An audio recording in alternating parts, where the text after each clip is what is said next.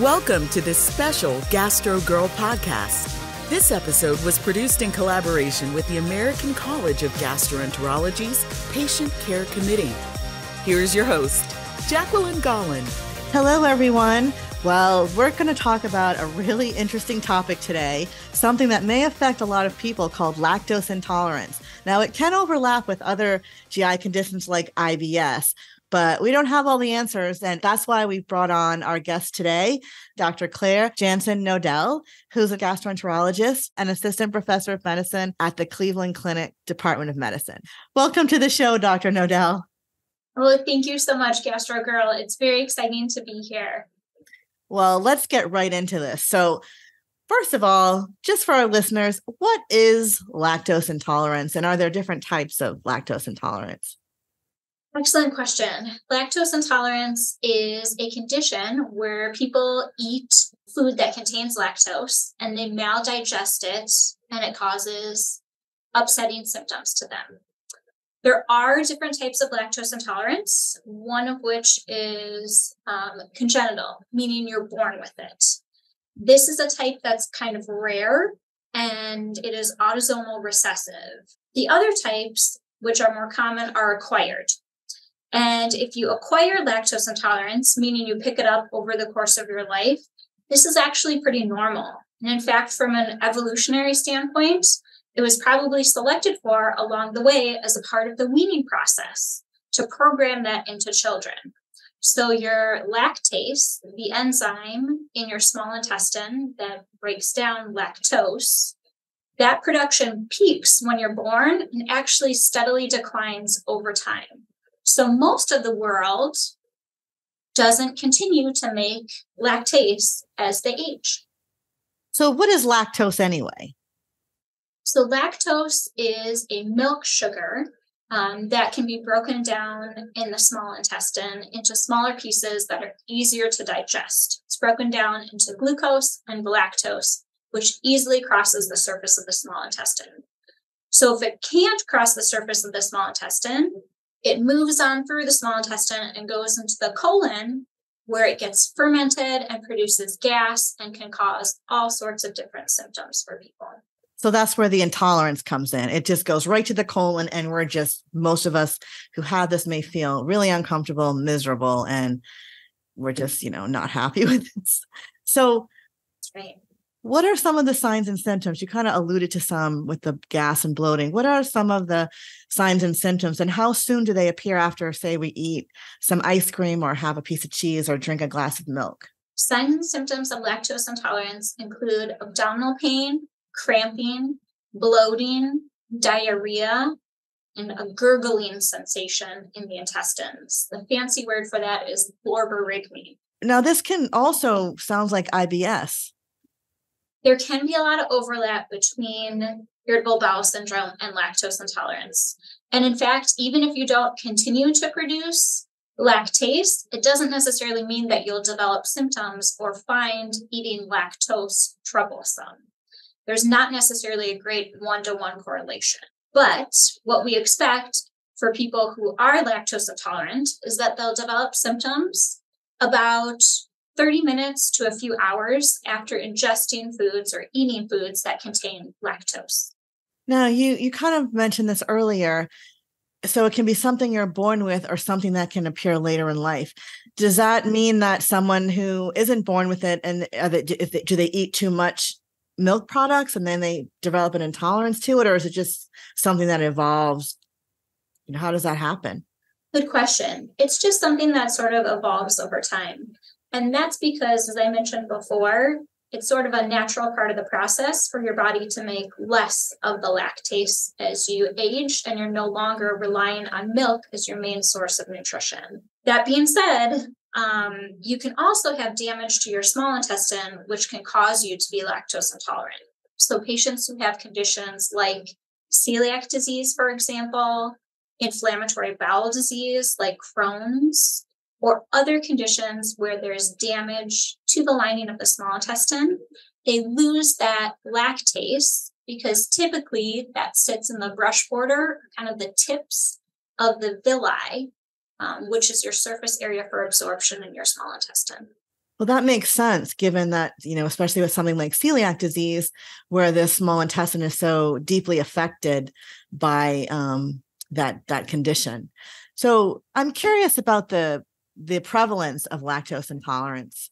Do you happen to know like how common this is, and if we've seen like an evolution, working away from the farming type of communities into more industrial type of environment, and now it's like technology. Has this impacted the prevalence of lactose intolerance in our society? This is a great question, Jacqueline. So I can't necessarily give you exact numbers on incidents and changes in that over time. What I can tell you about is different demographic groups and their approximate rates of non-persistence, or not being able to make the lactase enzyme as they age. So for people living in America, for Asian Americans, the rate of lactase non-persistence ranges from 15 to 100%. Oh, wow. It's variable because there are many different groups of Asian patients. Southeast Asians are on the higher end of that spectrum with very high percentages of lactase non-persistence. Looking at some other groups, Native Americans have a rate of about 79% of non-persistence. African Americans, 75% non-persistence, and Hispanics, 51% non-persistence. Caucasian Americans have a lower rate of about 21% non-persistence. And within the group, looking at kind of ancestry or descendants, people from Scandinavia have some of the lowest rates of non-persistence, meaning they're able to digest lactose well. Their rates are anywhere from about 5 to 20%. It's so interesting to think about that. A lot of it has to do with animal domestication and who was doing a lot of dairy farming and what people had to eat to survive from a historical standpoint. Yeah, and I think this is great for patients because sometimes, as a patient, we may feel like, why did this happen to me? And this is so unfair. But when there's an explanation for it and we can make some sense of it, it opens up a whole new perspective that maybe we could be more accepting of our condition and not so down on ourselves. So, we've talked a little bit about the overlap between lactose intolerance and something like IBS or IBD. How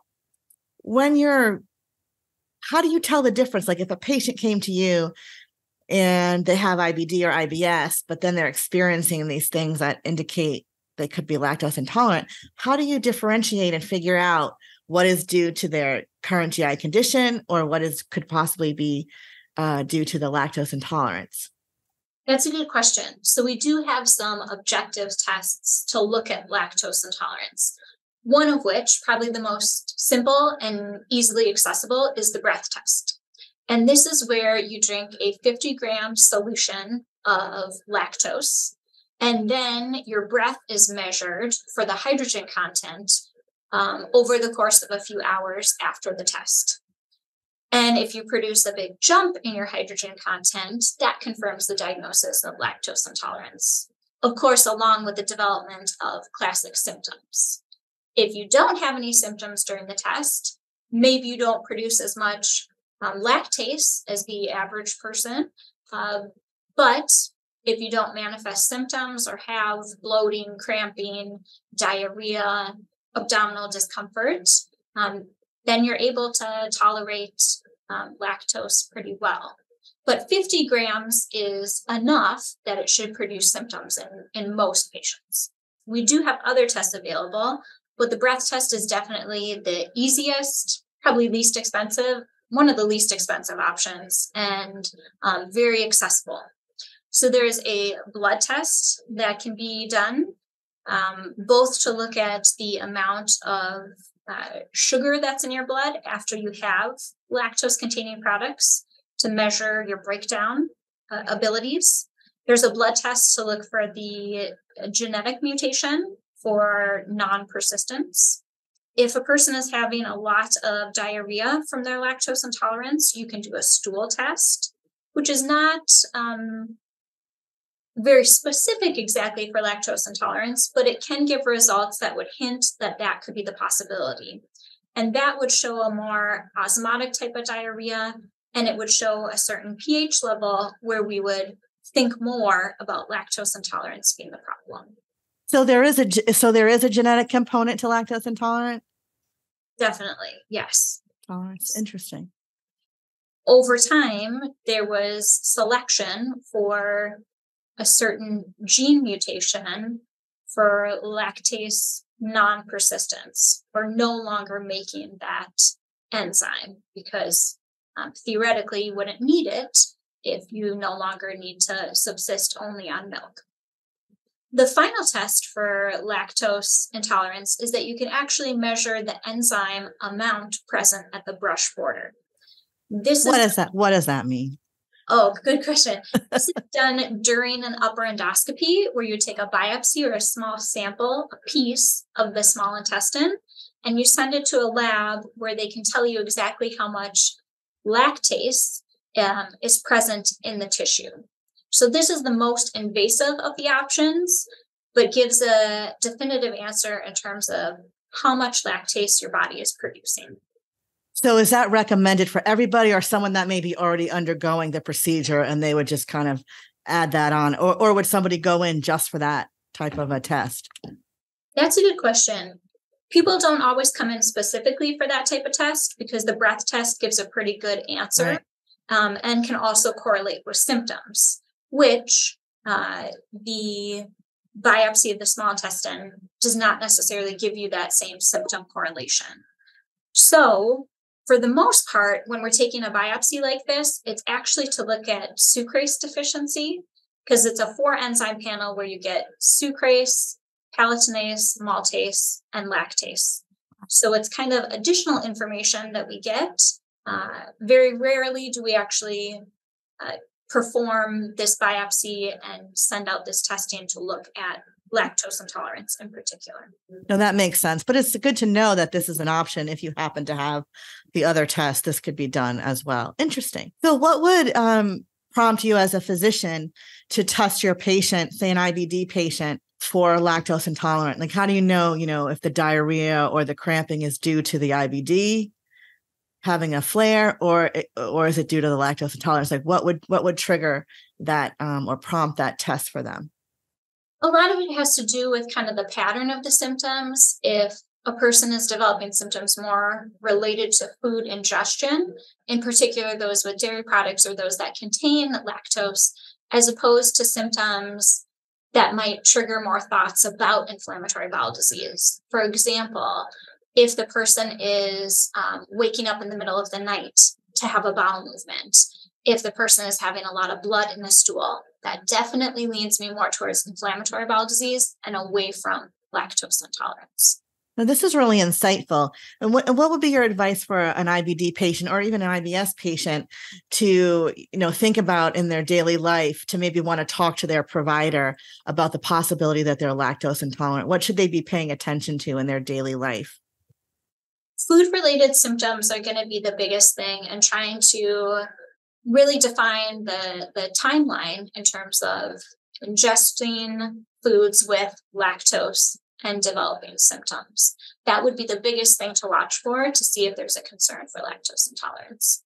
Now, what everyone's going to want to know is, what is the, prognosis or outlook for treatment? Like, what are the treatment options? We see some of those over-the-counter pills. Maybe there's some lactose-free milk or ice cream. Like, what is the treatment? And what do we do? That's a great question. To be honest with you, complete avoidance is really not the right answer, because that really cuts down on your calcium intake and other essential vitamins and minerals. You do not have to cut dairy completely out of your diet. Blinded studies have shown that most individuals, even if they don't make enough lactase on their own, can tolerate 12 grams of lactose in their diet. So this is about 1 cup of milk at a time. And there are lots of things that can affect how well you're able to digest the lactose. One of them is the dose or the amount. One is dilution, or what you're having with it at the same time. And people tend to do better when they have a lactose-containing beverage or food eaten during a meal with other foods. This kind of slows some of the digestion and helps it be better tolerated.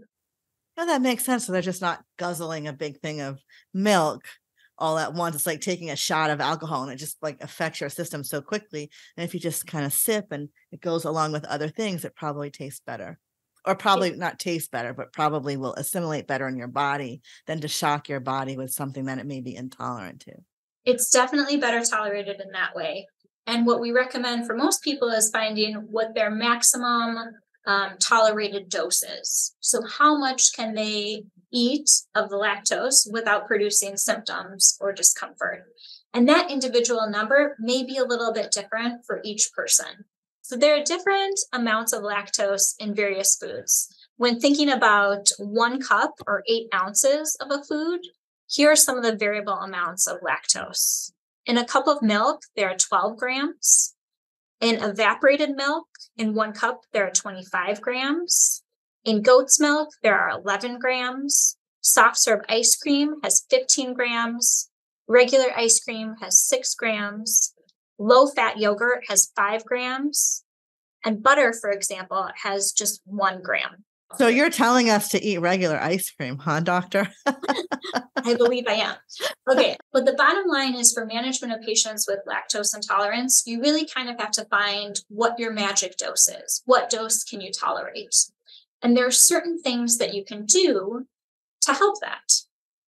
Dose being one of them. Having lactose-containing foods with a meal or lactose-containing beverages with a meal, that helps kind of slow motility and the load on the small intestine all at once and can help you digest lactose a little bit better. So when you say dose, you mean how much lactose we consume at one time. So don't chug a lug a big thing of milk, maybe have some milk inside, if you're going to make mashed potatoes, for instance, have some in there where you're still getting that product, but you're not drinking like a whole thing. Is that what you mean? By how much? That's exactly what I mean. Unfortunately, some of the other management strategies for lactose intolerance haven't been proven in randomized trials. And some of those include the over-the-counter replacement products, alterations that you can do to your microbiome and things like that. We just don't have enough information or good data to say that that really helps patients. So we can't advocate for those strategies at this time. Do you suggest patients work with a dietitian to kind of help them see what would be a good dose, a good amount of lactose for them in their meals if they're struggling?